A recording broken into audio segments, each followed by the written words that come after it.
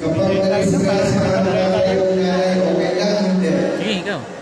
Okay lang, hindi. Yes. Yan. Sabi sa screen, sa bawat aksidente at disgrasya, naiwan ang pamilya ang higit na biktima, lalo na ang mga batang naulila. Tama mali?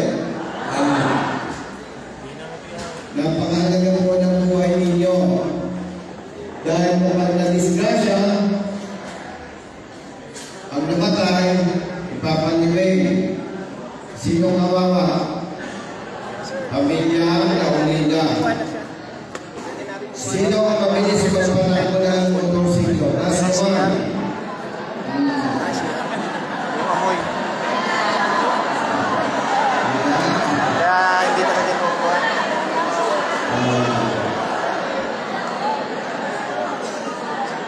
Taas kamay ang binata. Taas. Yan. May karapatan magpatakbo ng mabilis. Pwede walang helmet. Pero kung may pangarap sa buhay, dapat gamitin ang talino. Sa bawat aksidente at disgrasya, naiwan ang pamilya ang higit na biktima, lalo na ang mga batang naulila. Kailangan pa ba ng paliwanag yan? Hindi na.